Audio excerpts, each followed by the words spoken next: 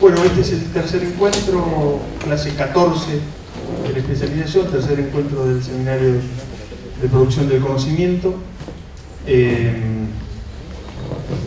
Y hoy, tal como lo habíamos anunciado al principio de la especialización, los vamos a hacer trabajar a ustedes.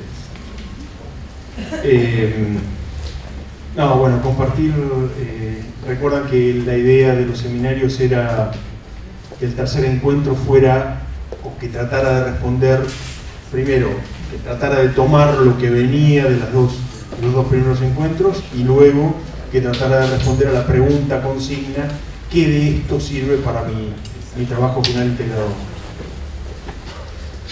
Entonces la dinámica es la que les mandamos como consigna vía el aula web, pero la repasamos para iniciar.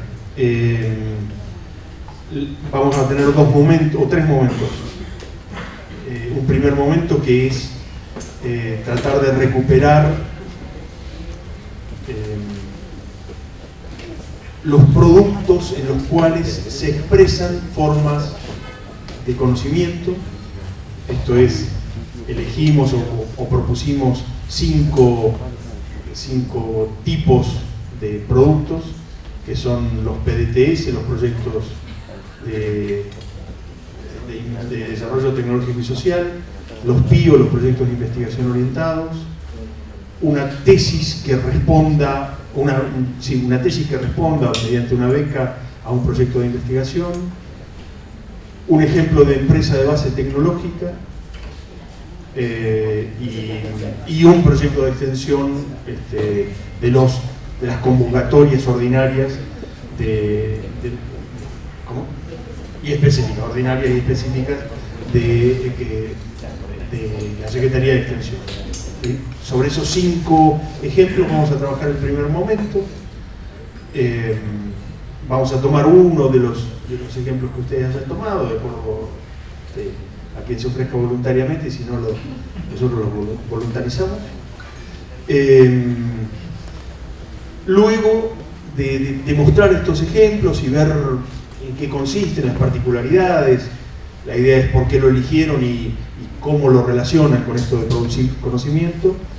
Luego un segundo momento en donde los hemos dividido de acuerdo a los trabajos que ustedes propusieron y las áreas en las cuales proponen trabajar, en ocho como grupos, entre 10 y 15 integrantes cada uno, en donde vamos a ir a aulas particulares, o un grupo se quedará acá y los otros a otras 7 aulas, y la idea es, en ese trabajo de grupo, relacionar las formas de producción del conocimiento de que cada uno de ustedes está pensando o intuye que va a producir en la realización del trabajo final integrador. Antes de eso le vamos a dar algunos ejes y algunas consignas para pensarlo a través de uno de los textos que está en la bibliografía. Y un tercer momento en donde volvemos acá a esta aula y hacemos el cierre del seminario, tratando de encontrar algunas constantes de lo que haya sucedido en los tres encuentros. Estos grupos de los cuales nos vamos a dividir en las aulas, ustedes vieron, les mandamos, van a tener un coordinador y 2 relatores. Después, cuando hagamos el recreo, nos juntamos con los coordinadores, pero la idea es que tratemos de cumplir la consigna de trabajar en esa hora, más o menos, hora y cuarto, que tienen de tiempo, en donde cada uno puedan hablar los 10 u 11 del grupo, puede explicar el proyecto en el cual está, le puede explicar a los compañeros, y encontrar esta consigna de qué conocimiento intuimos, qué prácticas reconocemos en esto que estamos postulando hacer en el trabajo final integrado. Bien, sin más prolegómenos, creo que estamos por ahí. una sola cosita, Carlos. No digo.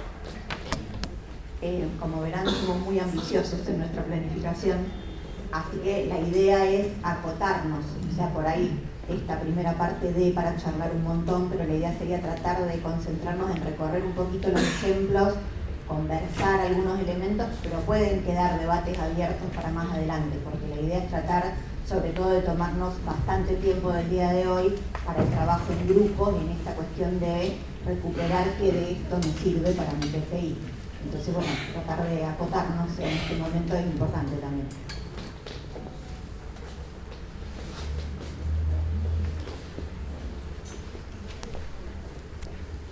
Trajeron ejemplos de empresas de base tecnológica.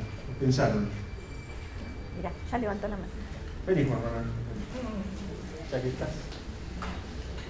Siempre hay algún valiente. Ah, sí, sí. Por el micrófono. Por el micrófono. Bueno, un poco, buenas tardes, soy Juan Manuel, trabajo en vicepresidencia institucional con Marcos Actis. Mi ejemplo por ahí es bastante conocido, tiene un poco que ver con todo lo que estuvimos charlando en las clases anteriores. Voy a intentar ser breve, relacionándolo con los conceptos. Básicamente es una empresa de base tecnológica cuyos trabajadores o sus líneas de trabajo están incluidos muchos graduados de nuestra universidad y muchos docentes de nuestra universidad. Y los temas son temas que nuestra universidad aborda. Voy a hablar de ITEC. ITEC es YPF Tecnología, es una empresa que tiene 51% de sus acciones son de la empresa YPF y el 49% de sus acciones son del CONICET. Yo en la misma discusión que planteé en algún momento le voy a agregar que bueno, que también tiene un porcentaje, si se quiere, escondido accionario de la UNLP. ¿Por qué? Bueno, en su momento cuando se armó el CREU, cuando se hizo el barrio de los compañeros no docentes, la universidad tenía todo un territorio ahí en la zona de Berisso que donó, entre otras partes, donó al CONICET y a YPF para que pudiera asentar este mega emprendimiento, digamos, tecnológico y empresarial que es TEC. Tiene más de 7.000 personas en relación tanto a su línea de investigación como de servicios, porque básicamente es una empresa que investiga desarrollos en geología, en química, en nanotecnología, estructura, energías alternativas, remediación de la contaminación, etcétera, etcétera, etcétera. Son todos temas, también en agro, porque hace desarrollo de soluciones agropecuarias, entre ellas agroquímicos y cómo potenciar la actividad productiva. Muchos de los que trabajan ahí tienen líneas de investigación en las que desarrollan esas líneas, pero además les prestan servicio. Sabemos que la economía argentina actual se basa básicamente en la exportación de commodities y está intentando levantar la cuestión de las energías alternativas o la extracción de petróleo por medios alternativos no convencionales. Y bueno, YPF es en algún sentido nuestra empresa de bandera y a su vez ITEC es la empresa que desarrolla la tecnología para eso que es altamente competitivo a nivel internacional y que bueno, tiene una importancia para el desarrollo económico del país muy, muy grande. Y bueno, nuestra universidad fue pionera en algún sentido en darle la oportunidad de que se asiente acá porque La Plata no era el destino original de ITEC, sino que fue de alguna forma las gestiones de Fernando y la anterior gestión la que hizo que en su momento Salvarezza, Galucio decidieran tomar La Plata como una ciudad para hacer esta gran inversión y para poner este centro tecnológico. Así que bueno, me parece importantísimo en todos los sentidos, en lo que decíamos de los escalafones, si se quiere, de los investigadores. Tenemos mucha gente con alta formación, es decir, ya estamos hablando de investigadores de carrera que están trabajando ahí, que fueron de alguna forma retenidos para poder hacer su trabajo y no tener que irse a trabajar con estos temas al exterior, porque si no existiera una empresa como ITEC probablemente estarían en alguna línea perdida en los institutos de investigación que no son aplicados a la tecnología de esta forma que tenemos en las universidades nacionales, o directamente trabajando en una empresa privada extranjera, porque Argentina hoy es uno de los centros donde estamos queriendo desarrollar estas tecnologías. Así que bueno, me parece que en términos de soberanía, de producción científico-tecnológica y un poco lo que hablábamos en la clase pasada, decir, bueno, cómo pensamos nuestras propias líneas de investigación, me parece que ahí hay un mojón que tenemos en nuestra historia de decir, bueno, nuestro desarrollo en los próximos 50 años depende de esto y el Estado ha puesto plata en esto, la universidad ha aportado en esto y nuestros investigadores están trabajando en esto. Así que bueno, detalles estarán para discutir después, pero me pareció que era muy interesante el ejemplo. Dice, hay otros. Una pregunta. Sí, no soy experto, así que cuidado con las preguntas. No, el conocimiento que ahí se produce sería aplicable en YPF. No necesariamente, porque la empresa es una empresa que, bueno, en los lugares donde están los yacimientos petrolíferos convencionales y no convencionales, vamos a suponer Vaca Muerta, que es la estrella un poco, pero no es el único lugar en nuestro país. Las empresas que trabajan necesitan servicios de remediación de la contaminación, servicios de asistencia a las plantas, servicios de capacitación, bueno, un montón de cuestiones. Y la ITEC es una empresa que puede brindar esos servicios y no solo brindárselos a YPF, de la que es parte, sino que brindárselo a muchas otras empresas que se están desarrollando en el lugar y que normalmente no vienen con todo un área científico-tecnológica porque es la parte más cara para invertir. Bueno, lo que hablábamos el otro día, eso está centralizado en la investigación, pero nosotros lo tenemos lo tenemos geográficamente en el mismo lugar donde está la explotación, digamos, del recurso, que le brinda a otras cosas y también a otras empresas agropecuarias, porque desarrollo de compuestos químicos para el agro. Así que bueno, no sé si contesta. No. Alguien seguro que lo había entendido. No, todo el mismo ejemplo. Esto es que no solamente para el desarrollo aparte de toda la región, pero bueno, este era el mismo ejemplo que habíamos.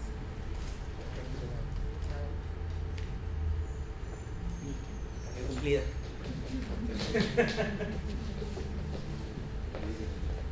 Sin agotar el tema, y seguramente habrá otros ejemplos, la idea es que podamos presentar 5 ejemplos para ver más o menos de qué estamos tratando, pero por supuesto todo aquel que quiera intervenir y decir, bueno, tengo un ejemplo diferente, distinto, hay alguna otra práctica, porque ITEC, evidentemente, yo no soy un especialista por supuesto, pero debe ser una de las perlas de la corona, digamos, quizás una de las empresas más significativas, el ejemplo más significativo que tenemos en el país, ¿no?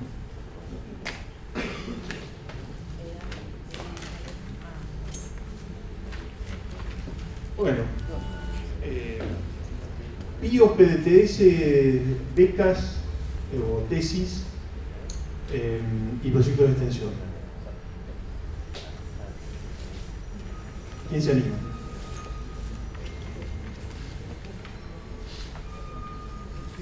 Paula. Buenísimo.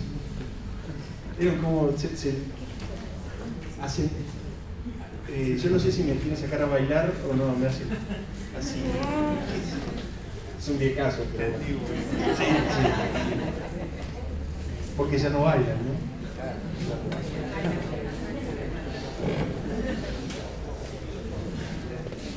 Bueno, yo traje un ejemplo de un PIO, el proyecto de investigación orientada que fue financiado por Farmacéutico MLP en el periodo 2014-2016.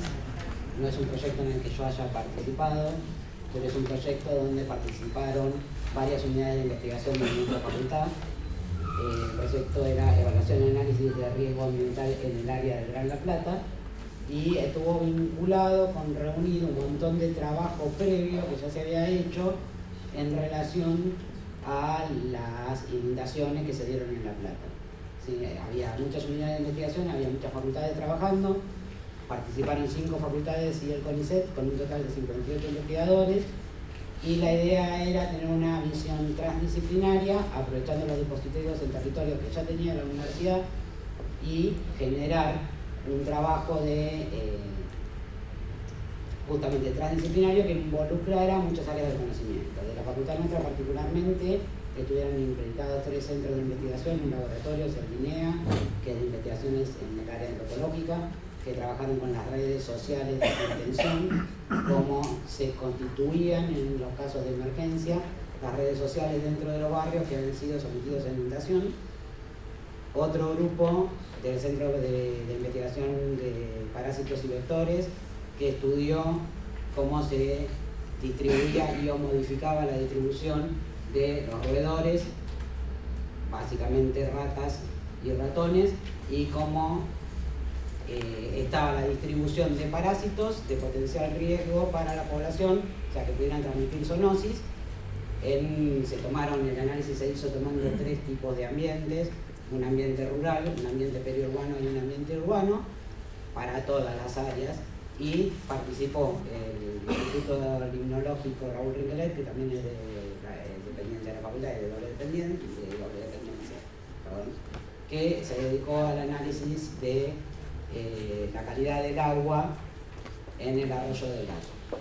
Básicamente eso, bueno, en los distintos ramos del arroyo, según si está en una zona urbana, periurbana o rural.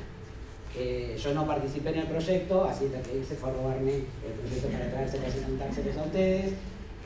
Pude charlar un poco con alguna de la gente que había participado, sobre todo del área de antropología, que es la que me encontré en la facultad. Me comentaban que, por ejemplo, una de las cuestiones era definir en todos los campos, porque había también gente de geografía, había también gente del área médica, qué implicaba para cada profesional lo que era una situación de riesgo ambiental. Entonces, todas esas cuestiones tuvieron que ser trabajadas, pero sobre todo lo que se pudo aprovechar era un montón de proyectos originales que habían sido financiados por la universidad, un montón de conocimiento previo que ya estaba hecho, que era investigación básica, y unificarla en un proyecto orientado que permitió el manejo de todos estos dispositivos que ya estaban desplegados en territorio a través de trabajos previos que se hacían en la universidad.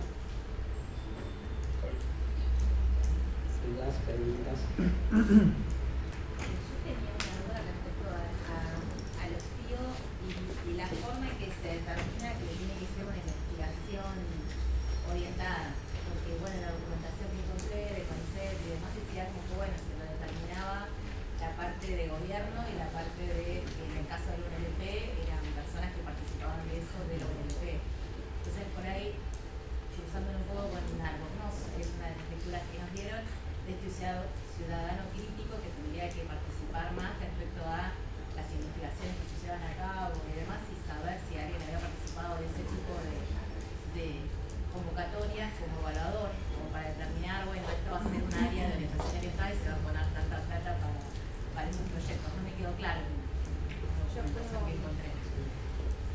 No, aporto una... Si podés la respuesta retomar algo de la pregunta, que por lo menos acá no se escuchó bien. Sí, lo que pregunta es cómo se construye esa agenda orientada, digamos. No han terminado de quedar claro quiénes y de qué manera construyen la orientación de estas líneas de investigación, ¿verdad? En principio, bueno, las inundaciones fueron un caso muy emblemático, digamos, en donde esta línea que existía era una posibilidad de conveniar entre universidades nacionales con CONICET. Existían experiencias en otras universidades, y la universidad, que venía poniendo recursos en una línea de proyectos de innovación y transferencia en áreas prioritarias, los PITAP, definió ese año destinar el monto del PITAP a tratar de avanzar en un acuerdo con CONICET para cofinanciar estos PIO de las inundaciones. Entonces, la agenda la fijó la universidad. Y de la misma manera, la nueva tanda de PIOs que tenemos ahora, que son proyectos orientados al desarrollo productivo regional, especialmente al cordón hortícola, salvo uno de los que está financiado, que trabaja la cuestión ganadera en otros municipios, pero en general trabajan en el cordón, en el establecimiento de esa agenda de convocatoria para llevar la propuesta con CONICET trabajamos en conjunto entre la Secretaría de Ciencia y Técnica y el Consejo Social. No sé los ejemplos de esto mismo en otras universidades, no conozco. En la nuestra tuvo estas particularidades, que nosotros ya veníamos poniendo recursos en convocatorias equivalentes. Nosotros charlamos mucho con Marcelo la idea de que estos PITAP de alguna manera fueran convirtiéndose en la línea que estaba creciendo de la mano de la gestión de Salvareza y de otras personas dentro del CONICET en relación a los PDTS, pero bueno, justo las coyunturas y la posibilidad de conveniar con CONICET hicieron que pusiéramos los recursos en los PIO. Como para sumar, yo no conozco los PIO de las inundaciones en detalle, pero sí tengo presentes varias conversaciones con Marcelo y con Adriana D'Artiano en relación a la preocupación de dos cuestiones en relación a los PIO que tuvieron resultados muy interesantes. Pero estos PIO de las inundaciones, por un lado, la preocupación desde la Secretaría de Ciencia y Técnica en relación a que esa sumatoria de equipos que trabajaban adentro de un mismo PIO, en general nunca dejaba de ser una sumatoria de equipos. No había integración, digamos, no había trabajo verdaderamente interdisciplinario, sino que cada uno seguía trabajando en su línea y sumaban resultados, digamos, acumulaban resultados entre sí.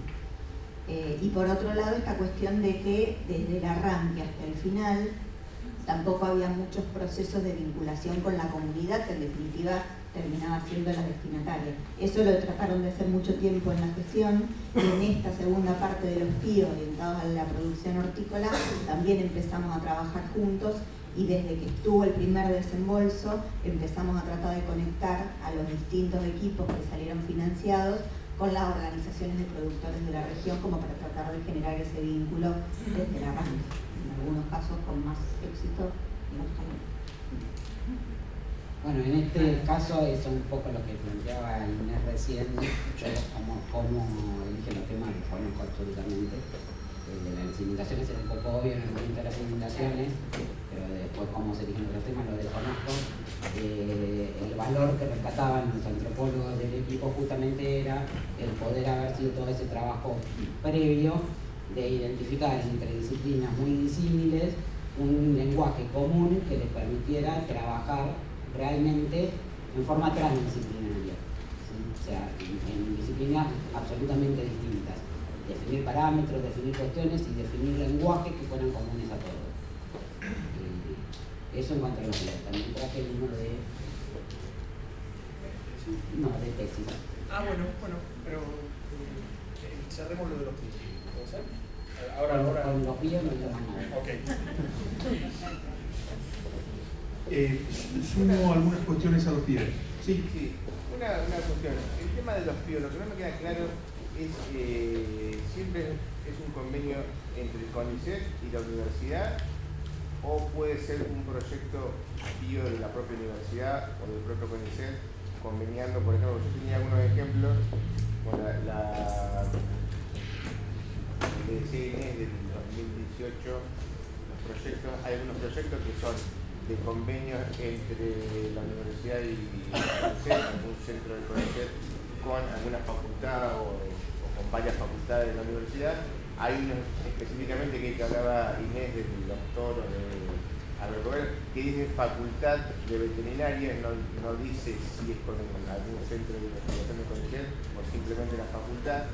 Y después veía por otro lado que había una convocatoria que lo hacía el CONICET con la Fundación IPF, y que había una serie de temas prioritarios que tenía que ver evidentemente con el tema básicamente de IPF y de vaca muerta, con el tema que la estrella de la producción actualmente, pero no sabía si específicamente había que haber un convenio de por medio, o la universidad puede determinar PIO el CONICET independientemente de que haya un convenio particular. Las instituciones y los investigadores no son muy creativos a la hora de proponer nombres y siglas, pero en realidad los nombres y siglas responden a convocatorias, ¿sí? Lo que Inés decía de los PITAP, los PIO, los PDTS, digamos, responden a diferentes convocatorias. puntualmente la respuesta es, los PIO surgieron en función de la asociatividad frente a una emergencia, a un incidente, digamos, inicialmente las inundaciones de la Ciudad de La Plata, en una demanda que hizo la universidad por entonces al CONICET diciendo necesitamos dar una respuesta puntual. Ahí se generó el convenio y terminó llamándose PIO. ¿Está bien? Ahora, podría ser extensible, de hecho se hizo parcialmente en otras universidades, ejemplos parecidos a lo que acá fueron los PIO, parecidos, y podría ser usado en otras convocatorias frente a otros incidentes. Pero la verdad es que un PIO, tal como lo traemos y lo recordamos, es esta asociatividad que tuvo origen en un incidente, dio pie a un convenio, dio pie a una financiación, a una cofinanciación, y tuvo estas características que tanto Inés como Paula relataban, que es que se intentó con un tema urgente y recolectar experiencias anteriores de equipos de investigación que digamos, eran pertinentes temáticamente a pensar el tema del riesgo hídrico y las inundaciones y las zoonosis asociadas, etcétera, etcétera, pero que inicialmente no habían sido pensados para atender una inundación que no se preveía. ¿Está bien? Eso son los PIO y fueron los PIO hasta hoy. Carlos, sí. O sea que no afectan la autonomía universitaria, no. En el sentido de decir financio, pero con esta orientación. Eso es lo que a mí me queda. Totalmente. La duda, digamos, de... Mira, en el como caso... las CCPU que manda la Secretaría de Política Universitaria, como que van orientadas a las cosas que le interesa al Ministerio, más allá. Pues ahí me queda la duda de... bueno... Este de la agroecológica, por ejemplo, también surge de la misma manera, la de esta convocatoria 2017-2018. No es necesariamente agroecológica, más general. pero es orientada al sistema productivo regional del cordón hortícola, digamos. Surge como una propuesta nuestra nuevamente, pensando, de la universidad, digamos, pensando qué íbamos a hacer con ese dinero que estaba ya pensado para el hospital, y surge la posibilidad de proponerle nuevamente al CONICET conveniar para aumentar el monto, porque en realidad ahí lo que implica es que ponemos mitad y mitad. Entonces nos permitía financiar más. Creo que no está pagando de todas maneras CONICET, así que lo estamos pagando nosotros, pero quizás algún día pongan la otra mitad de la plata. Sí, quizá lo interesante sería plantearse si esta orientación que surge en este caso de una necesidad emergente, que era la catástrofe de la inundación. Hoy no tenemos la catástrofe, tenemos un problema importante en el sistema hortícola. Digo, si no sería interesante plantear esto de la orientación pensado en necesidades emergentes. Y esas necesidades emergentes, para traer un poco lo que venimos viendo, lo que vieron en la clase anterior, si no pueden estar o no deberían estar ligadas a un proyecto de país. Entonces, un proyecto de país va a tener ligada ciertas necesidades. Y esas necesidades, quizá, y lo dejo planteado como inquietud, la necesidad de orientar ciertas prácticas, ciertos temas estratégicos, que después tendrán un abordaje interdisciplinar y en función de cada una de las disciplinas será por dónde se los aborda. Vos mencionabas la agroecología dentro de una problemática que concierne al cinturón hortícola. Claramente, eso es una forma, un abordaje de la problemática que hoy tiene el cinturón hortícola. Bien, bueno, esa es la idea. Guido. Sí, a propósito del mismo tema, me surgen algunas cuestiones. Justo para la clase pasada había sugerido una serie de lecturas. Una se refería a un recorrido sobre los PIOs de universidades nacionales a un tiempo en donde acá solo se había ejecutado el primero, es decir, debe haber sido un trabajo de hace un par de años. Y también, digo, completando con la charla que se dio la vez pasada, me surgen tres cosas. Primero, la idea de orientado o de interés, digamos, la idea de orientar líneas de trabajo, de investigación a contramano de lo que en el trabajo, no me acuerdo, la autora mencionaba como aquellos investigadores que estaban con cierta libertad de investigar, ¿no? Un poco a propósito de la charla de la vez pasada, en verdad, es difícil pensar que una línea de investigación, un equipo de investigación o un instituto tiene libertad de investigar. En verdad, sobre todo si es consolidado, seguramente tiene algún mandato o alguna orientación que no está definido acá. Entonces, digo, para cuestionar un poco la idea de orientado, en algún punto todo proyecto es orientado, acá o en otro lado. Habría que buscar alguna manera de definirlo como orientado localmente o orientado estratégicamente o contextualmente, ¿no? Esa es la primera cuestión. Segundo, la experiencia, yo no conozco la de las inundaciones, pero sí participó en uno de los proyectos, o participado en uno de los proyectos que se presentó en los PIOs del cinturón hortícola. Y es respecto a la generación de la agenda, digamos, cómo se define o qué es lo que se orienta. Un evento interesante para estos proyectos fue una reunión que se hizo a posteriori de la asignación, un poco la que mencionaste vos. Una reunión que se hizo con productores, con referentes locales del cinturón hortícola, con referentes de los proyectos. Por ahí no es una evaluación completa, pero la percepción de la gente del equipo del proyecto en donde participo fue que en esa charla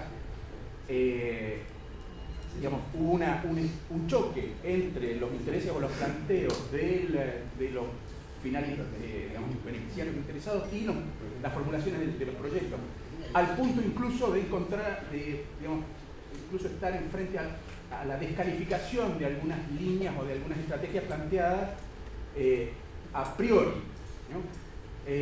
Digo, tal vez hubiese sido distinta el escenario si ese encuentro hubiese sido antes de la formulación, pero digo, estoy pensando en términos de aprendizaje, de qué manera, cómo y qué es lo que se orienta.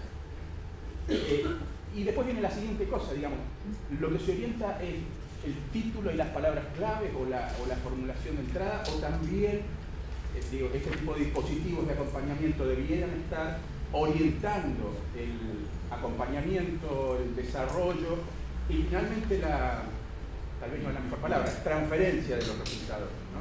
Un poco también tomando la experiencia del primer PIO de universidad, ¿no?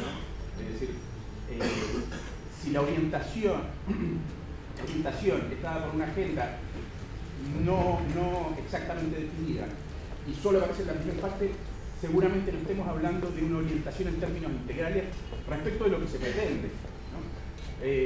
Digo, esas cuestiones me parece que hablan de un proceso que todavía no lo tenemos bien estructurado, bien concebido.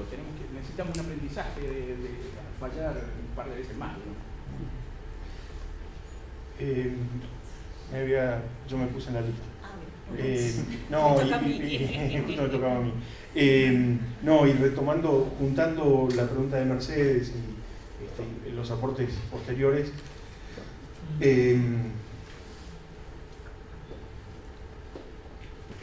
no hay una pérdida de decisión autonómica cuando hay un convenio.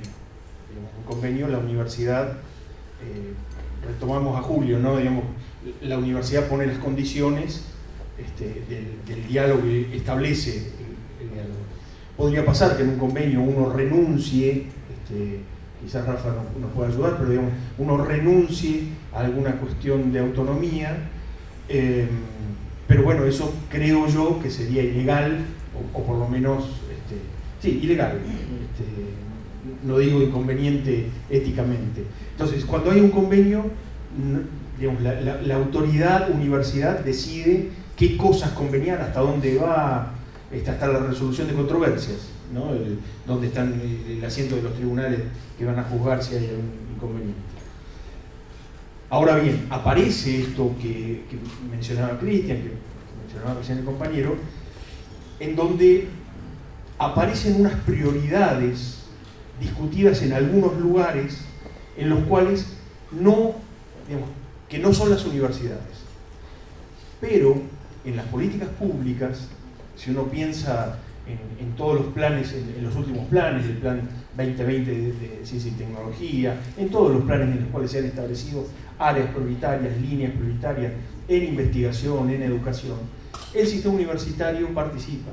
participa a través del CIN o participa a través directamente de enviados de algunas universidades. Entonces ahí también hay si bien el CIN no es autónomo como tal, si mal no entiendo, pero sí hace jugar que los universitarios y las universidades participan de esta decisión sobre las prioridades. Pero no es delegable por un Estado nacional o un Estado provincial establecer políticas públicas. Y podría decir, yo financio determinados proyectos. Hagan ustedes, señores universitarios, señor Universidad Nacional de La Plata, lo que quieran. Se pueden presentar una convocatoria y usar recursos de la propia universidad. Entonces, digamos, esto es lo que va pasando. Lo inverso es no reconocer que hay políticas públicas o podría haber prioridades nacionales y que esté abajo la trama que Santiago nos exponía en el encuentro anterior. Es decir, esa trama en la cual uno podría pensar, yo soy libre, yo elijo, estoy investigando y elijo investigar porque me levanté hoy a la mañana y se me ocurrió que esto es una prioridad y que para la ciencia, para la disciplina, para el país, para mí mismo, y soy libre para hacerlo. Bueno, en realidad me parece a mí, recuperando algunos de los textos y recuperando lo que Santiago nos planteó como una hipótesis fuerte, como una tesis, es que nuestras decisiones salen de una trama. Las decisiones del científico y del investigador más desprendido de la institución es parte de esa institución, mal podría ser absolutamente autónomo de las tramas culturales, políticas y económicas, ¿no? Pero, insisto, estamos hablando de proyectos de investigación en los cuales hay un convenio y hay una negociación de sentido y negociación de resultados, digo, negociación simbólica y hasta material, en donde se convenian y se piensa la utilidad y la direccionalidad de los recursos y de los resultados. En general, los que han pasado cerca de la investigación o los que son investigadores saben que no tenemos hoy un mandato. Quienes hacen investigación financiado en este tipo de proyectos, no tenemos un mandato formal de que tenemos que publicar. Ahora publicamos en determinadas revistas y publicamos en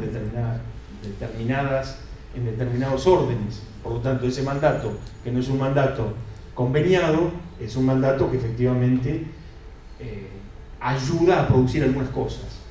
Por más que nosotros digamos, estamos despegados de su trascendencia, ¿no? Pero para no estirar mucho. Está hablando mucho, ¿no? No, pero porque a mí se me ocurren un par de cosas, pero podemos seguir un rato así. No, pero digo, para no dejar una parte de lo que planteaba Guido en la consulta en relación a los PIO del cordón hortícola, cuando se estableció la convocatoria y se le presentó la idea a CONICET, había líneas bien desarrolladas que tenían que ver con las agendas de la investigación y las agendas de las organizaciones de productores. Ahí Sol me hacía acordar, que yo la verdad que no me acordaba, que se hizo previamente a la apertura de la convocatoria una reunión, que por ahí ella puede contar, pero lo que sí no quería dejar de decir es que a pesar de esa agenda y a pesar de la orientación y demás, en el proceso de evaluación volvió a jugar lo más clásico del sistema científico. A instancias de la Secretaría de Investigaciones de la universidad se incorporaron 2 evaluadores del Consejo Social de la universidad, pero que participaban en el Consejo Social con miradas disciplinares complementarias, más desde lo social y más desde lo técnico específico. Se hizo una primera reunión en donde se hizo una preselección de proyectos, en donde volvieron estas 2 personas impresionadas de la escucha que habían tenido de los pares evaluadores respecto del peso relativo de la agenda y planteando, bueno, la verdad es que se priorizó muchísimo todo lo que tiene que ver con la agenda que vienen sosteniendo todo este conjunto de organizaciones de productores. Y hubo una segunda reunión en la ciudad de La Plata, porque esta había sido en Cava, en donde dieron vuelta absolutamente el orden de mérito y lo sacaron. Digo, no por restarle mérito a los proyectos que salieron, pero digamos, todo ese proceso de escucha de la agenda más social que se había hecho en el primer encuentro, se revirtió completamente en el segundo y ese fue el dictamen que salió. Entonces también, digo, en la cocina de estos procesos se ve que tampoco es lineal, que uno puede tener muy buenas ideas, pero después llevarlas a la práctica es ir en contra del propio sistema. Le damos a Sol para que...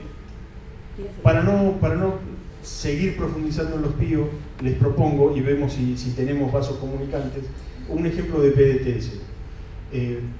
Cosme tiene uno. Levantó la mano ahí atrás. Justo levantó la mano. ¿No? Pero me parece que hiciste así. Hola. Carlos me obligó a hacer esto. Mira que yo levanté la mano. En realidad me pidió si yo podía buscar un PDTS, ese proyecto de desarrollo tecnológico social, como para charlarlo. Este es un PDTS que salió en mi grupo de investigación. Yo soy investigador. Mi grupo estudia la morfología y ultraestructura de las esporas, los granos de polen. Bueno, mi laboratorio estudia la morfología y ultraestructura de los granos de polen y esporas. O sea, un poco esto de los cangrejos que salió el otro día. Ciencia básica de la más pura, de la más básica. Sin embargo, como para ver el impacto y cómo se traslada un poco esta ciencia básica a algo más aplicado, un grupo de nosotros, yo no participo en particular de este, sino he trabajado con mieles, presentó un PDTS que lo que hace es, en base a todo el bagaje que tenemos nosotros en este estudio de ciencia básica, aplicarlo a un tema bastante importante para los productores de mieles, que es saber el origen botánico de las mieles. ¿Cómo se hace esto? Bueno, se hacen unos estudios, se agarran mieles, se hacen unos procesos químicos y se miran los granos de polen que están dentro de las mieles. Esos granos de polen dan una idea de la flora que rodea a esas mieles y que tienen capacidades particulares y algunas características particulares que las hacen más saludables o más ricas, y eso le genera a los productores un mayor ingreso, a veces muy por encima de lo que ellos pueden venderlo. Después está el problema de los acopiadores de mieles que meten todas las mieles en el mismo lugar, pero hay algunas certificaciones nacionales, de leyes nacionales, que lo que hacen es, en base a esos estudios de mieles y otros estudios que se hacen organolépticos, se dice, o sea, las capacidades organolépticas de la miel, se las clasifica, se las certifica y se las puede vender al exterior a precio, digamos, supongamos que un kilo de miel sale $10 a granel. Cuando tiene estas certificaciones pueden salir $50 el kilo y impacta directamente en el productor. Voy a leer el resumen para que se entienda un poco más de qué se trata este PDTS. Esto lo encargó una compañera, Lilian Pasarela. Se promueve la obtención de tipos regionales de mieles con certificado de calidad. El trabajo se realiza en forma conjunta entre la Universidad Nacional de La Plata y diferentes municipios y cooperativas. En este momento se trabaja con cooperativas de la ciudad de Berisso y de Santiago del Estero, con el objetivo de caracterizar las mieles producidas en estas zonas con ecosistemas ambientales, ¿no? Muy diferentes, pero ambos vulnerables, agregando valor al producto obtenido de la colmena y promoviendo su comercio a países con mayor exigencia. Por otro lado, se contribuye al crecimiento de las producciones familiares en dos regiones argentinas con una importante riqueza de biodiversidad y escasas oportunidades de producción. Se aporta además lateralmente a la producción de especies vegetales presentes en estos ambientes y a la protección de estas regiones para evitar la disminución de las poblaciones de polinizadores, problemas de interés en todo el mundo, principalmente por su impacto en la producción de alimentos. Un poco lo que se hizo fue analizar colmenas de cooperativas en estas dos regiones y estoy contando por hablar con la directora, ¿no? Porque yo lo haya hecho esto. Y lo que se hicieron fueron los tratamientos, se trabajó con las cooperativas y en función de algunos parámetros internacionales que hablan de que los efectos económicos de hacer este tipo de cultivo de mieles hacen que también son más bien familiares, estamos hablando de agricultura familiar, más que nada, no es agricultura, es producción familiar a baja escala, agrupados en cooperativas. Lo que hacen es una explotación a baja escala. Esa explotación a baja escala en ambientes naturales hacen que las abejas polinicen más y tenga un efecto sobre la producción agrícola también. Entonces, fomentar este tipo de cultivo de miel hace que tenga un impacto en otras economías. Un poco la idea era esa, ¿no? Así que... Bueno, nada, no sé si quieren hacer alguna pregunta. ¿Esta información donde vos la conseguiste porque hablaste con los directores de los proyectos? Esta mujer trabaja conmigo. En mi mismo laboratorio, lo que pasa es que nosotros tenemos... ¿Está publicado? Esto es una comunicación en un congreso que me dio ella, pero es un PDTS de CONICET aprobado en 2017. Ella viene trabajando igual con productores. Nosotros tenemos un par de líneas más aplicadas, que son esta, la de mieles, análisis de mieles, aeropalinología también, que lo que hace es ver la calidad o más que nada ir testeando la cantidad de polen que hay en el ambiente, sobre todo con polen alergénico, y digamos, esa parte de nuestro grupo trabaja con los hospitales, con inmunólogos de los hospitales, y el otro trabaja con petróleo porque los pólenes fósiles, en realidad esporas fósiles, tienen que ver con la calidad del petróleo que hay en la zona. Me parece, Cosme, que lo que Estela preguntaba era cómo se accede a esa información si no estás adentro del instituto. instituto. Que había conseguido yo en la web que no eran de la Argentina, estaban muchos relacionados a las aplicaciones que se usan ahora, eran muchos de España para discapacitados, para madres con bebés. Empezamos acá en la Argentina, por eso me hago la pregunta de causa y gracia. No, el CONICET tiene esta línea que son los PDTS. ¿La universidad tuvo PDTS? ¿Llegó a tener? Donde los grupos de investigación aplican con algo aplicado, aplican al subsidio. Estos son subsidios, así como son hay subsidios para investigación básica, hay PDTS, que son más para el tema. Sí, un poco para marcar un poco con la diferencia con lo que estamos tratando con los PIO. Los PIO es sobre una temática en particular, diferentes abordajes. Los PDTS, bien como comentó Cosme, a partir de un ejemplo puntual, que es básicamente marcar la trazabilidad de un producto para poder agregarle valor solamente por haber obtenido la trazabilidad de dónde proviene la miel. O sea, lo que propende en este tipo de proyectos es al desarrollo tecnológico social, lo que dice su propio nombre. Son proyectos que buscan, a partir de un tema específico, poder ayudar a determinados sectores a poder desarrollarse, en el caso de las mieles. Gracias, Cosme. Es mentira que lo leí. Pedía por favor. No. Siguiendo la misma línea y para no romper, si les parece, veamos también otro tipo de investigación, con otra motivación, con otro origen, que se acerca mucho a lo que tradicionalmente han sido los procesos de investigación, como puede ser una tesis. ¿Alguno? Paula. Yo traje una tesis y la pregunta que había que responder era ¿por qué esa tesis? Porque es la mía. Entonces la traje. Es un proyecto de investigación bien básico. El título técnico es Los pulpulionoides, insecta coleóptera de Tierra del Fuego y las Malvinas. Los pulpulionoides, que suena espantoso, son los gorgojos, todos lo conocen. Son lindos, no me pongan esa cara de asco, me han dado de tener muchos años. Bueno, es un proyecto de investigación básico que es un análisis de cuáles, cuántas y por qué están distribuidas de la manera que están las especies de este grupo de insectos en Tierra del Fuego y en las Islas Malvinas.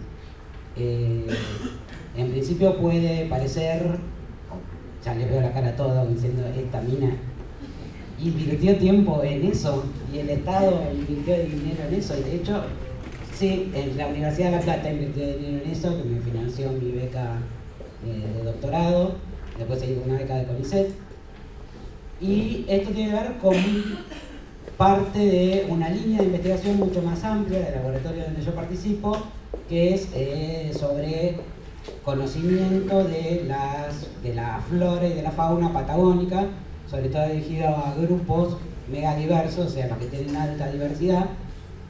Y todo esto que en principio podría parecer que, si yo se las muestro en la tesis y me van a decir esta está loca, pero bueno, en definitiva te permite generar un conjunto de información que termina siendo la base de esos proyectos orientados, de esos PDTS o de desarrollos regionales que tienen que ver, por ejemplo, con el turismo en Patagonia, ¿sí? Entonces toda la información que uno recabe sobre recursos naturales, sobre especies animales en este caso, o vegetales, que es la otra línea que trabaja el laboratorio. También tenemos una línea que trabaja en paleontología de Patagonia, ¿sí? Y que en el fondo, digamos, si bien no es nuestra línea de trabajo, sirve para poner en valor todo lo que son reservas naturales, parques nacionales, lo que es el ecoturismo a nivel de la región patagónica. Especialmente yo le encontré un valor especial al trabajo que a mí me tocó en particular durante mi trabajo de tesis, porque además tocaba las Islas Malvinas y digamos, la única lista faunística completa que hay de Islas Malvinas fue producida en Argentina, no fue producida en Inglaterra. Sobre material que sí tuve que ir a buscar al Museo Británico, sobre otro material que estaba depositado en el Museo de La Plata y sobre materiales que estaban depositados en muchos otros museos del mundo, pero hoy los ingleses, para conocer y saber qué es lo que tienen ahí, nos tienen que preguntar a nosotros. Una reivindicación por ahí un poco pobre, pero que a mí me dio bastante grado de satisfacción. Bueno, acá tenemos un... Sí, ya estoy. Que no se siente, una pregunta. Quería remarcar el tema que me tocó, que si podés aclarar un poco qué significa eso de que te tocó el tema de tesis. No, que me tocó, dije, no... Sí, el tema que me tocó fue tal, quería saber cómo llegaste. No, el tema que elegí. ¿Elegiste vos? Sí, no, lo elegí yo. O sea, a ver, me interesa... Acá viene un tema mucho más complejo, que es cómo elegir el tema de tesis, que se vincula con otro tema mucho más complejo, que es cómo elegir el director de la tesis. Yo originalmente, y acá vamos a hacer una cuestión histórica, a mí me interesaba básicamente la paleontología cuando ingresé en la facultad. Cuando llegué al momento de recibirme, uno va pasando a lo largo de las materias, va conociendo docentes en la carrera, y hubo especialmente dos docentes que me impactaron por su manera de transmitirnos el conocimiento en las aulas y su formación. Uno es el doctor Jorge Grisi, que fue mi director de tesis, y el otro es el doctor Juan Morrone, que fue mi codirector de tesis. Si a mí me preguntaron cuando entré a la facultad que se iba a terminar estudiando gorgojos, jamás hubiera dicho que iba a terminar estudiando gorgojos. O sea, como a todos los que entran a estudiar zoología, nos gustaban los mamíferos, nos gustan las cosas grandes que se ven. Las aves, ponele, eventualmente los peces. Son pocos los que entran porque les gustan los insectos. A nadie le gusta, yo vi las caras, las vi. No son simpáticos los insectos. Ahora, hay gente que te hace cambiar tu mirada del mundo, o de la naturaleza, o de lo que te rodea, y en un momento yo me di cuenta que en realidad más importante que el tema en sí que iba a investigar era con quién iba a investigar, quién me iba a enseñar a investigar. Y estoy segura que en eso no me equivoqué. Me enseñaron a investigar dos grandes investigadores, una profesora emérito de esta universidad, el otro en este momento está trabajando en México hace varios años, y fue secretario de posgrado de la UNAM, digamos, una persona con un alto reconocimiento a nivel mundial y un excelente generador de conocimiento. Es un equipo en el que yo trabajo que es interdisciplinario, que está formado por paleontólogos, botánicos, zoólogos, ecólogos. Trabajamos en muchas líneas de investigación y el valor que tiene poder trabajar en grupos que son así supera por ahí las expectativas propias de lo que a mí me gustaba cuando entré a la facultad.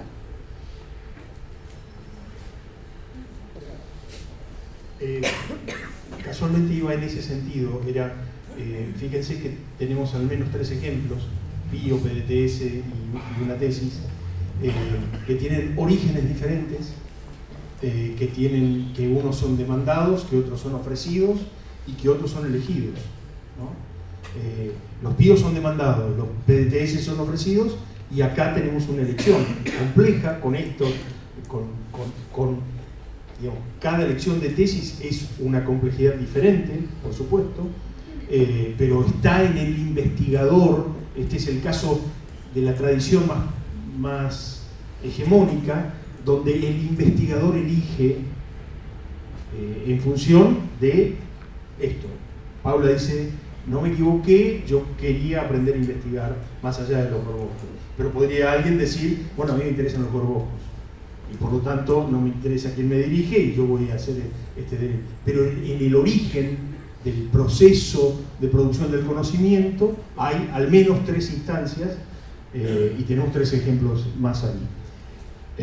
Recuerdan lo de la empresa de base tecnológica con ITEC inicialmente, que fue el primero, y que ahí también hay una política pública interinstitucional que dice, vamos a poner estos recursos pensando estas posibles aplicaciones, ¿sí?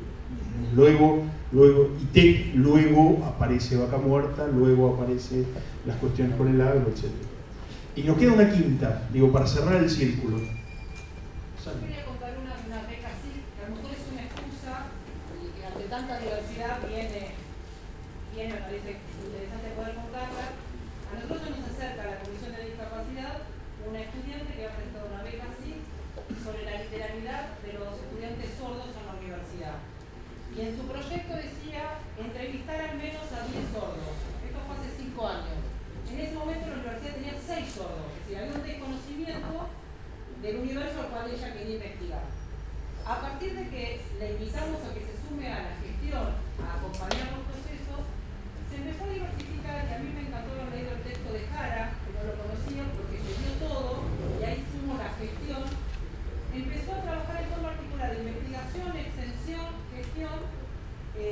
A partir de esos estudiantes sordos que se comunican en lengua de señas, hubo que empezar a trabajar con la gestión para la incorporación, y agradezco el presupuesto, la figura de los intérpretes, y hubo que hacer selección de intérpretes, y hubo que trabajar con los docentes para ver qué hacer cuando tenían estudiantes sordos, y hubo que trabajar con el circo, con el ingreso, de cómo poner en lengua de señas un video para explicarle a un estudiante.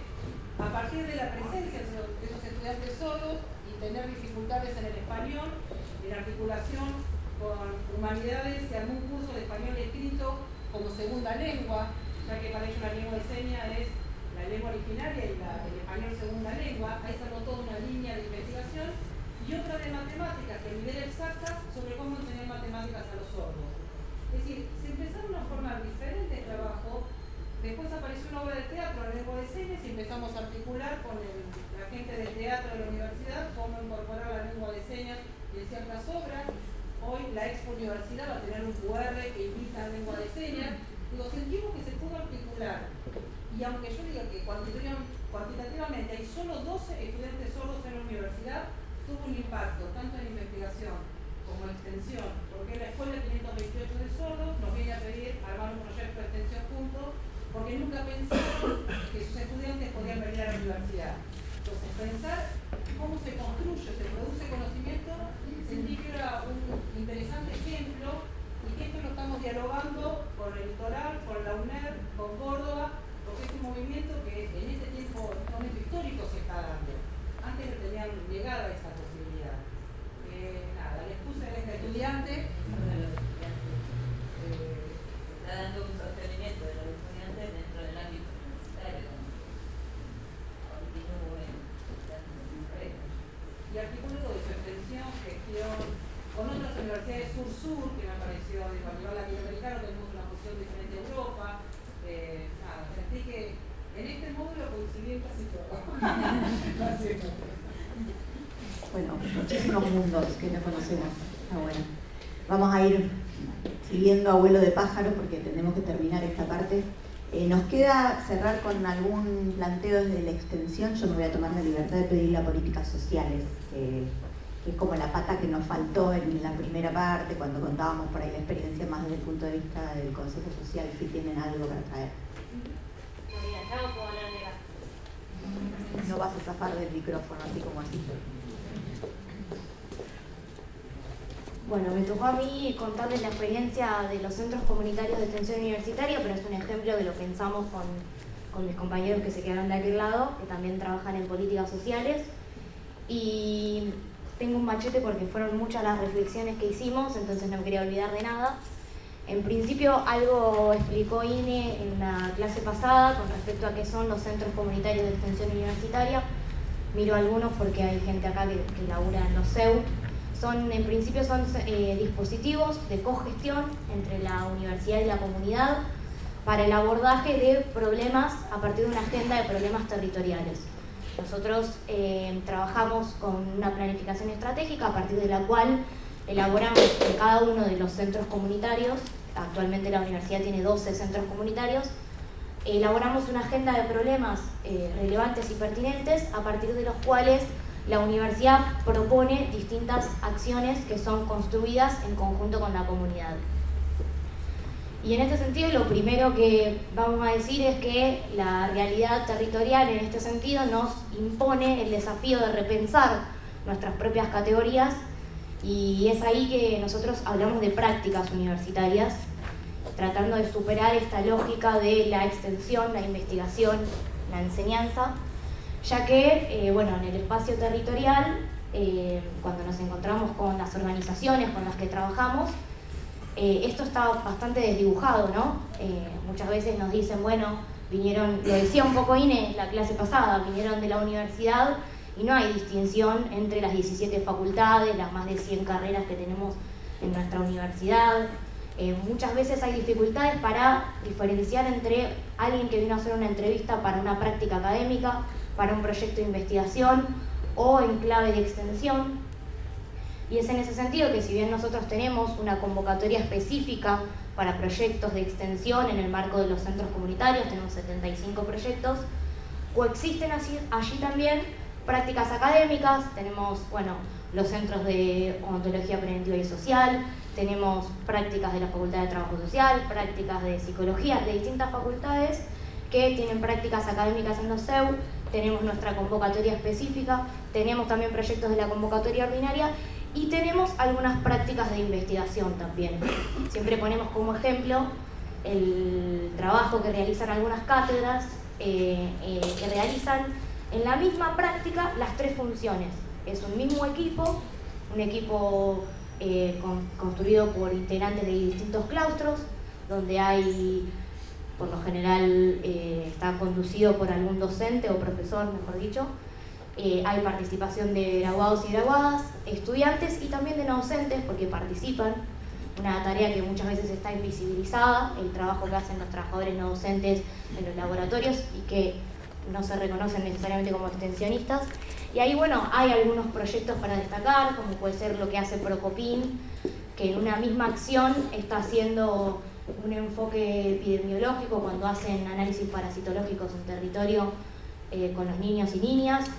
Ellos hacen un estudio, entregan frascos para juntar muestras y se van a algún jardín de infantes, hacen una charla con todos los papás y las mamás que quieran participar, entregan los frascos, juntan muestras de materia fecal que las entregan a la otra semana, hacen una conversación con los padres sobre la importancia de prevenir las parasitosis y luego hacen los estudios en la cátedra, luego entregan los resultados niño por niño y coordinan con el Centro de Atención Primaria de la Salud el tratamiento.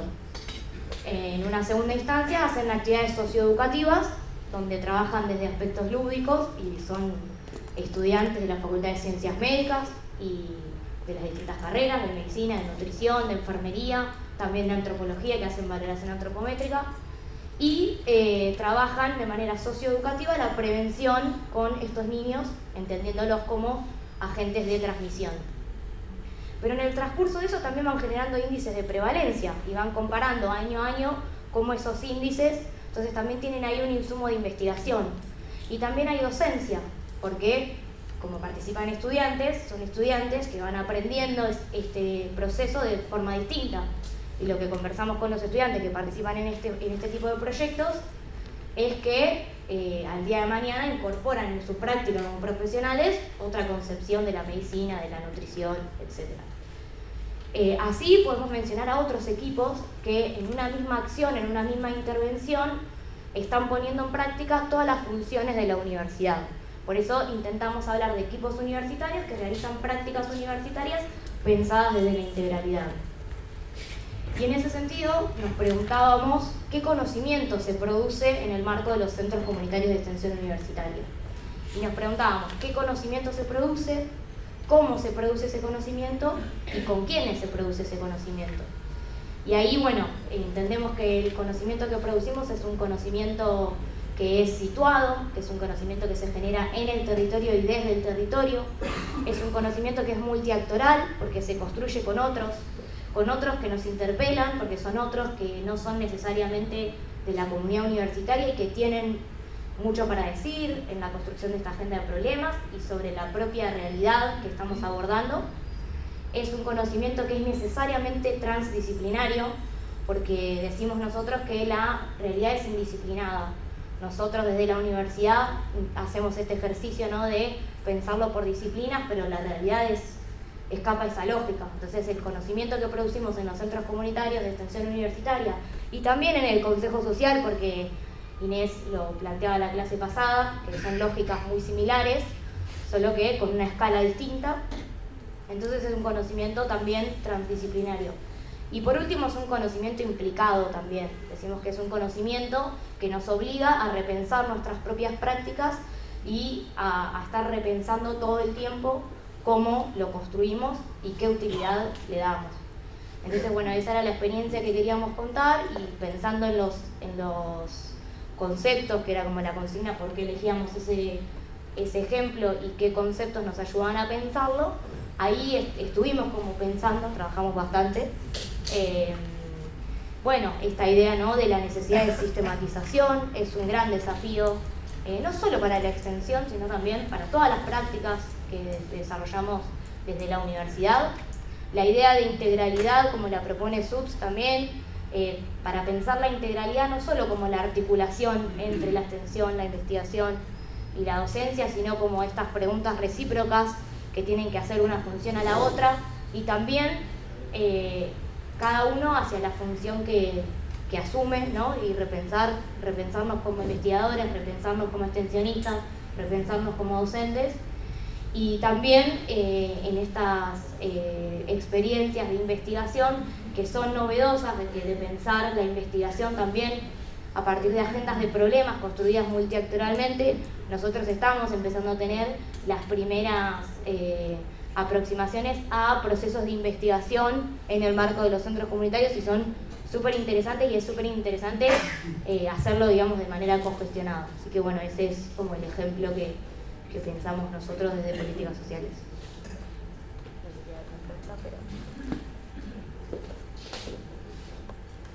Menos mal que tenía el machete. Bueno, digamos, recorrimos 5 ejemplos. Cada cual de los que trajeron ustedes, digamos, serán vinculables, tendrán matices. 5 ejemplos de producción del conocimiento. Recuerdan que no estamos trabajando las prácticas de producción del conocimiento docente, las dejamos para el seminario de políticas educativas, y entendemos que el conocimiento que se produce en las áreas de gestión, en la gestión, es nuestro trabajo, es decir, reconocer las prácticas, ponerlas en superficie y hacer con eso nuestros aportes. Entonces el conocimiento de la gestión es la tarea de ustedes ponerlo en superficie. De acuerdo a la programación, vamos a cortar acá con los ejemplos y vamos a plantear la consigna de trabajo para la segunda parte, que va a ser trabajo, tal como dijimos, en grupos. a partir de una lectura que Inés nos va a proponer de, casualmente, lo voy a tirar, casualmente, sí. Bueno, y yo, sobre Jara.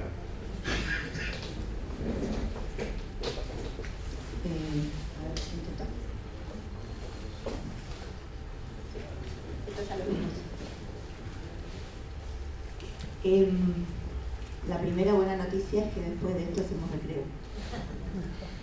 La idea es podernos ir al recreo con alguna propuesta de cómo nos parece posible tratar de usar lo que nos queda del día de hoy para pensar que de esto me sirve para mi TFI, porque digo, parte de nuestra preocupación desde el inicio es, bueno, las áreas que son más de administración, de finanzas, más propiamente de gestión, más allá de que está bueno tener presente estos debates y demás, que de esto van a poder utilizar. Y en ese sentido,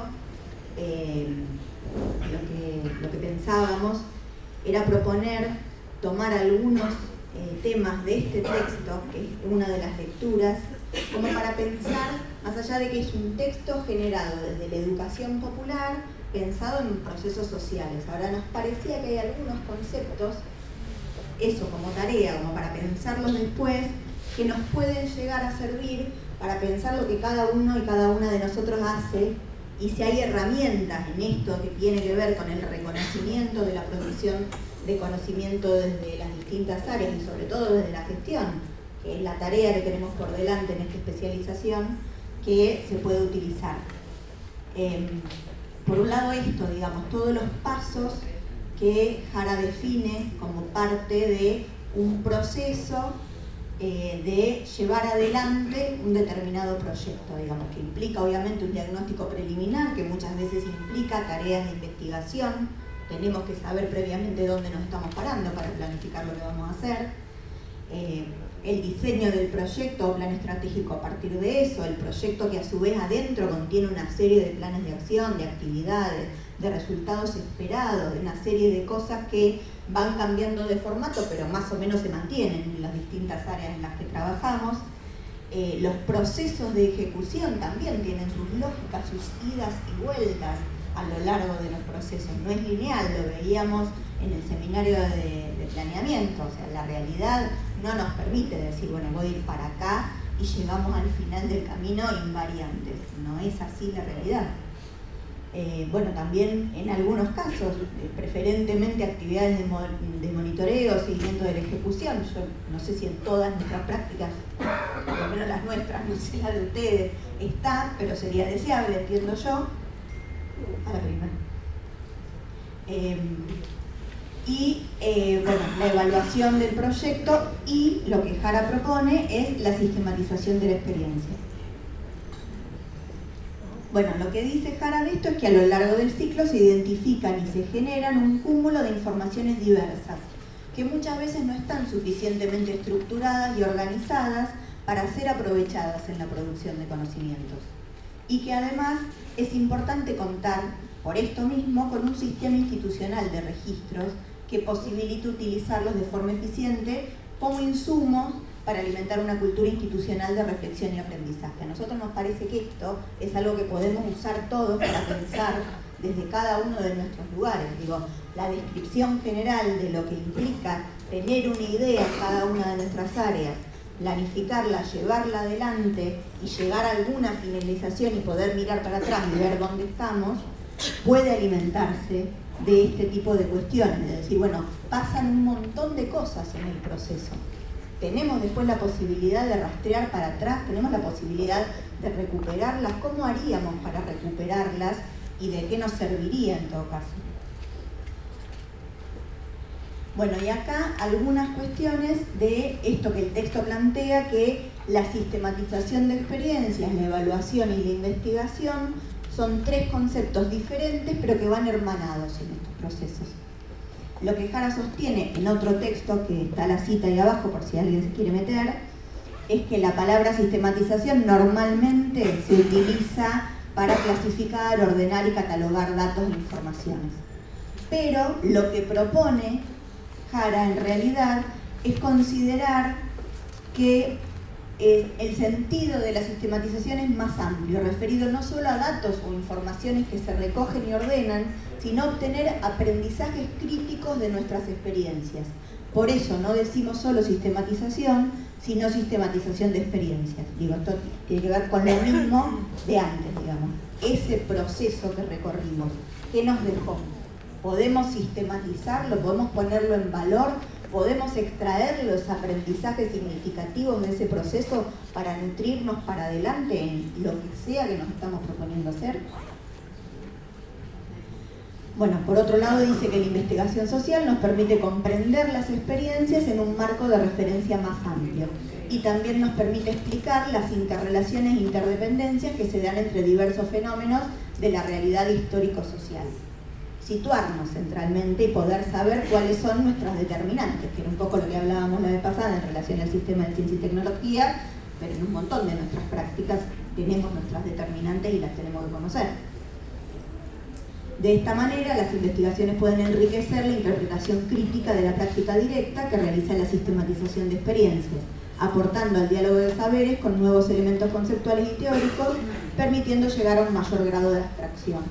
La verdad es que nosotros, por lo menos nosotros en el marco del consejo que vamos de la acción a la siguiente acción y demás, poder hacer ese ejercicio de abstracción realmente se nos presentaría como algo muy útil. Todavía no sabemos cómo lo haríamos, pero es interesante pensarlo. Bueno, y después la evaluación representa un primer nivel de elaboración conceptual que tiene como objeto de conocimiento la práctica inmediata de las personas que la realizan. Y no busca tanto realizar una interpretación del proceso, sino fundamentalmente analizar, medir o valorar los resultados obtenidos, confrontándolos con el diagnóstico inicial. Pero lo que plantea Jara es que este proceso, todos estos procesos involucrados en la evaluación también son procesos de aprendizaje o podrían ser tomados como procesos de aprendizaje y no se reducen a utilizar datos cuantitativos, comparar cuánto dije que iba a obtener y cuánto obtuve, digamos, sino que aspira a identificar también los aspectos cualitativos que están presentes en los resultados, por la positiva y por la negativa, digamos. Y entonces dice que la evaluación debe ser considerada un hecho educativo útil para todas las personas que participaron en la experiencia y no debe ser considerada una tarea formal, que muchas veces no suele suceder, aún si tenemos sistematizados procesos de evaluación de nuestros proyectos, emprendimientos, etcétera, etcétera, muchas veces se constituyen en una formalidad. Lo que propone Jara es pensarlos como parte del proceso educativo, como parte del aprendizaje y de la producción de conocimientos. Y ahí, mira, qué bueno. No, bueno, la idea ahora, con Carlos vamos a repasar los grupos por si no se acuerdan, le vamos a pedir que en este recreíto que vamos a hacer, las y los coordinadores se acerquen para charlar un poquito la dinámica, pero la propuesta es que con esto en mente y con todo lo que tienen en la cabeza y lo que vinieron procesando de este y el resto de los seminarios, puedan hacer un trabajo de recorrer muy brevemente en estos grupos chicos cuáles son los ejes centrales de su trabajo final integrador y después dar espacio al debate de recuperar elementos de producción de conocimiento en las prácticas que ya desarrollan y en lo que están pensando hacer en relación a este trabajo. Como no vamos a lograr hacer después una puesta en común de todo lo que se discutió, pensamos en las relatorías como algo para después poderles enviar y que las puedan mirar con tranquilidad. Así que las y los relatores se van a tener que esperar.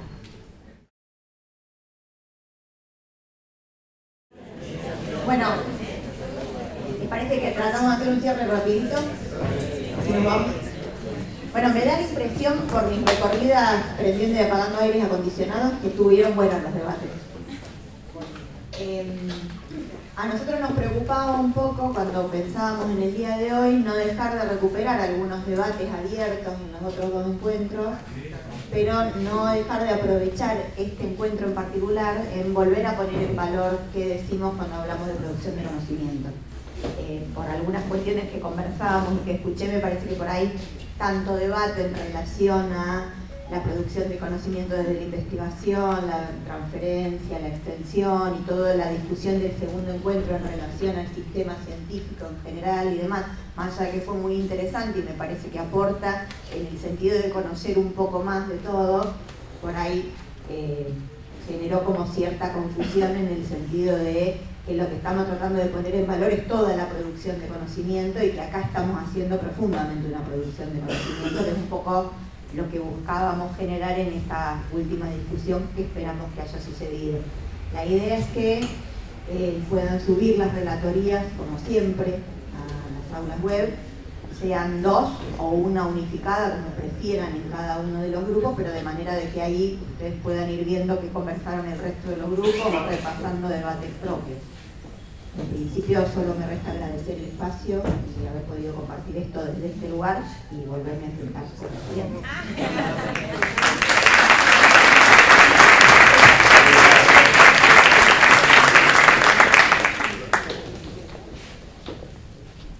No voy a abundar en lo que dijo Inés. Solamente también agradecer el espacio. Desde ya aclarar que no se agota esto en nuestros seminarios. Estamos disponibles para cualquier consulta que les pueda surgir. Quedó bien en claro, al menos en este modo de tallerización, que se sueltan más, que hablan más, que intercambian más, y que por ahí en el trato uno a uno puedan surgir otras dudas, y bueno, estamos para poder evacuarlas, y bueno, muchas gracias por todo.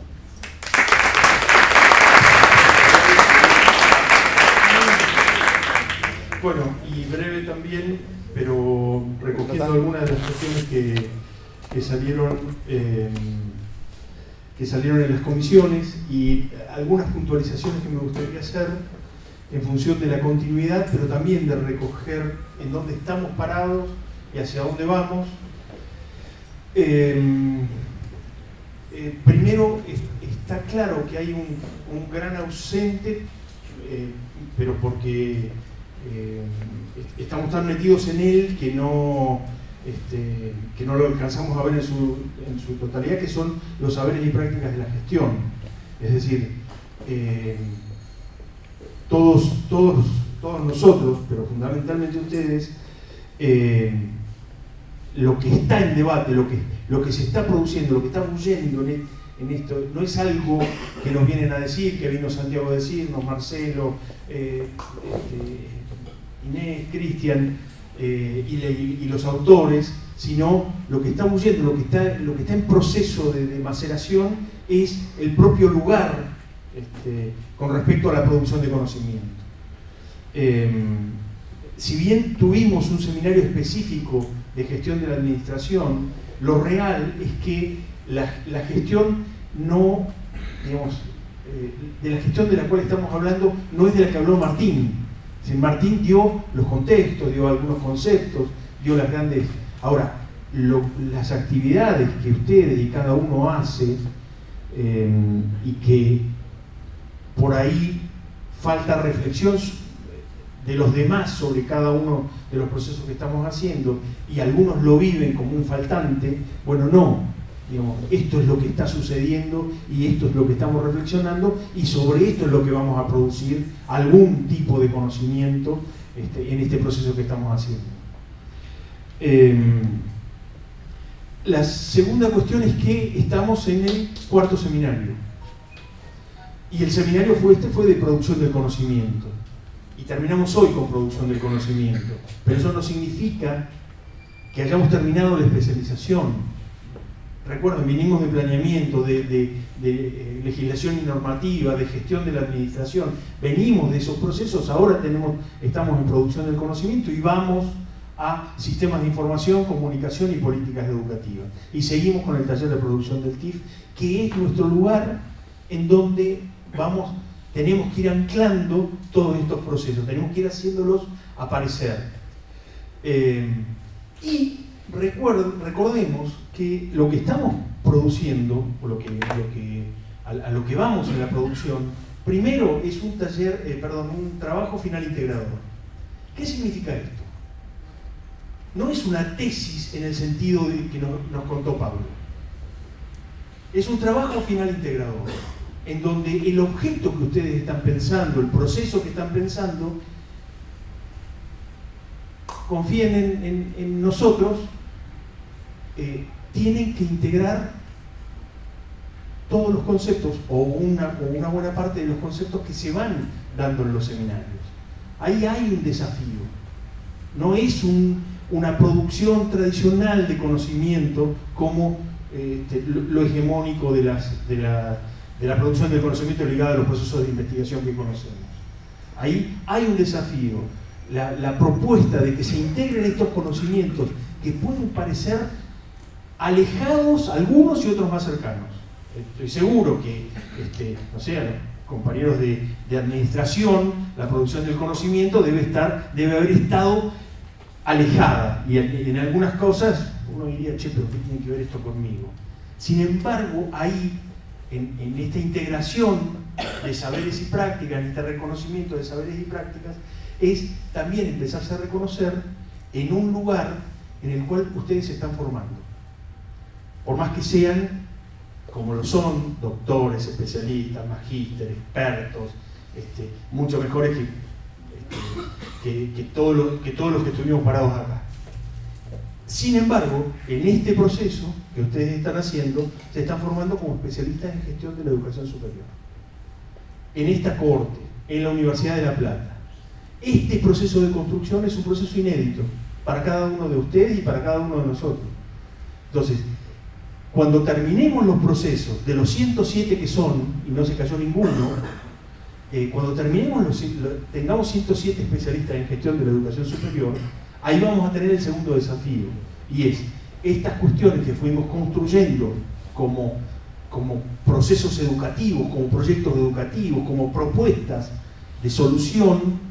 Bueno, tendremos el desafío de hacerlo gestión y convencer al conjunto de la gestión, a los decisores políticos, a los decisores económicos, financieros, etcétera, de que este proceso no solamente es parte de una idea de alguien que se levantó o tiene una intencionalidad o una necesidad en la gestión, sino que es parte de un proceso que fue discutido en estos talleres, fue discutido con algunas palabras claves, con alguna bibliografía, que ahí hay una producción bastante sólida en la fundamentación.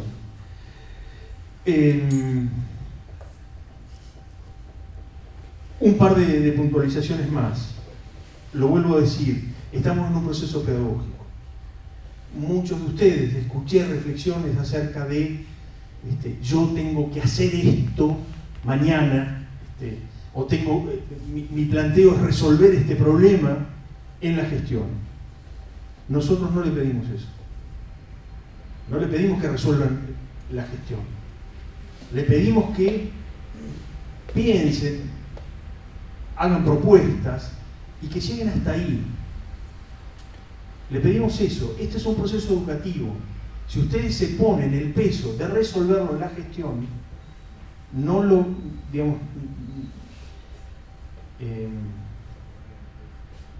podemos tener muchos fracasos. Y no ese es el punto. Estamos funcionando con red. La red es el proceso educativo. Si después tenemos éxito en las implementaciones y confluyen todas las cuestiones, festejamos, brindamos. Vamos a tener una gestión mucho mejor. Pero no se lo impongan en tanto estudiantes. Hagan el esfuerzo, este esfuerzo de... y sabemos que no va a ser un como si. No es como si estudiáramos, no es como si fuéramos funcionarios. No, acá hay que hacer un proceso arraigado en la producción, arraigado en esta universidad, arraigado en este proyecto y teniendo en cuenta la mejora de los procesos en los cuales estamos. Pero no se impongan la solución de la gestión.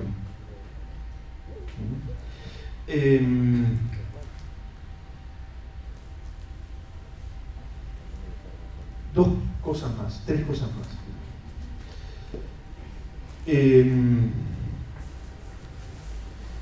Esta forma didáctica que hemos encontrado de que los seminarios tengan 3 encuentros, sabemos que es insuficiente el tiempo, que todos hemos estado apretados entre 3 encuentros para resolver unos objetos, producción del conocimiento. Hasta nos planteamos cambiar la idea de la producción de conocimiento. Lo planteamos desde otro lugar. No fue investigación, sino también pensamos en otra forma. Bueno, hemos empezado el proceso y ustedes lo van a seguir completando en función del TFI, lo van a seguir completando. ¿Qué tenemos? ¿Con qué cosas contamos? Bueno, a partir de hoy, en producción del conocimiento, tienen disponible, adentro del océano de lo que uno puede tener, tienen algunas indicaciones. Los docentes les han dicho, che, lean a Jara, che, lean el Plan 2020, che, ténganlo discriminado a Albornoz o a Hurtado. Es decir, tienen disponible eso para seguir construyendo el TFI. Lo tienen disponible, no lo pierdan. Ahí hay recomendaciones docentes que pueden servir. No es que terminamos, bajamos la persiana y eso no está disponible. No, ahí tenemos una cantidad de recursos disponibles, concentrados, de recursos bibliográficos, pero también conceptuales. Y también, como lo decía Cristian, nos vamos a seguir cruzando todo el tiempo. Y no sé si les ha pasado, pero en los cruces, yo por lo menos, con muchos de ustedes, no he vuelto a hablar de fútbol. Hablamos de especialización y sin sufrirla. ¿Está bien? Ninguno la sufre. La verdad es interesante. Hemos encontrado también otro tema, que es esto que nos ayuda a pensar. Escuché dos cosas. La gestión te lleva puesto. Por lo tanto, no puedo estudiar, no puedo sistematizar. Bueno, sí, es cierto. Eso es así. Hasta que decidieron inscribirse en esta especialización. Y esta especialización tiene el desafío, pero también la responsabilidad de pensarse no solamente como gestor, de tener un plus para mejorar la gestión. Y todos sabemos que si cuando terminamos de gestionar, abrumados porque nos falta el tiempo, abrumados por las tareas que nos quedan y todo lo demás, tomamos apuntes sobre lo que pasó en el día, lo sistematizamos, al día siguiente es probable que eso, o al día siguiente o al otro, conversando con los compañeros, se transforme en un protocolo y que nos sirva a todos. Entonces, no es que la sistematización, la planificación, el pensar las propias prácticas, el reflexionar sobre lo conceptual, en pensar palabras claves, en observar el territorio, en mirar los sujetos que están en el territorio, no me mejora la gestión. Para eso estamos en la especialización. Ese es el plus para que la gestión mejore. Entonces, no es que la gestión me lleva puesto. La gestión nos lleva puesto si no asumimos el desafío que ustedes han asumido. Entonces, no le tengan miedo, la gestión no los lleva puesto. La gestión ha incorporado, ustedes han decidido incorporar una cantidad de saberes que hace 14 reuniones atrás no estaban puestos en común. Muchos de ustedes a todos estos saberes los tenían recontramanchados, pero puestos en común, no. Y puestos atrás de este objetivo, no.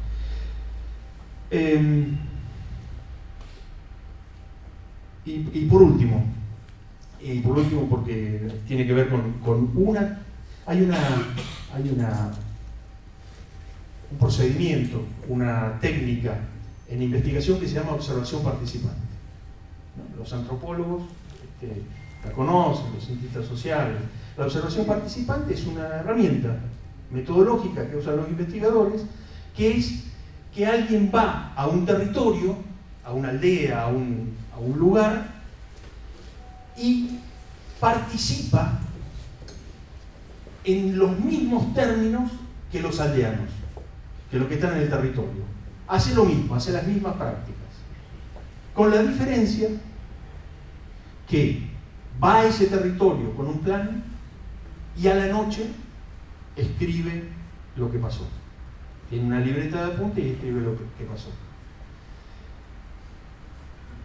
Mal que les pese, si les pesara mal, ustedes están haciendo eso en esta especialización. todo el tiempo, desde que entraron a la especialización, están yendo al territorio, han invertido el proceso. Están yendo al territorio y vienen acá y toman nota.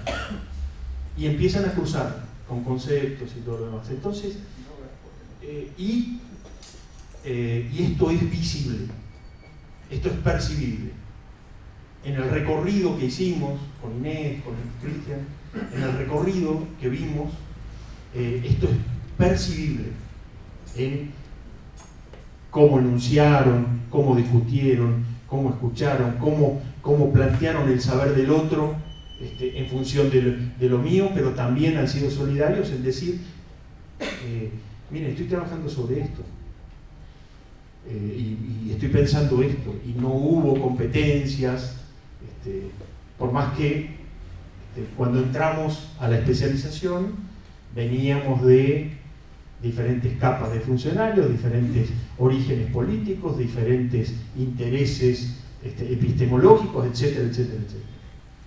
Por lo tanto, y cerramos con esto, cierro con esto, no sé si se los puedo transmitir, pero yo estoy muy entusiasmado con lo que está pasando, de verdad. Reconózcanselo y permítanselo gozar, porque vamos a un lugar que yo al menos no había previsto, la riqueza de los temas que hay, la riqueza de las perspectivas, las transformaciones que se están permitiendo cada uno en los propios proyectos. Entonces, desde esa perspectiva, sigamos aprovechando la oportunidad, disfrutemos del receso invernal los que lo tengan pleno, y nos encontramos la primera semana con jueves y viernes, ahí sí a full, con los 2 seminarios, con 2 de los 3 seminarios que nos faltan. Buenas vacaciones.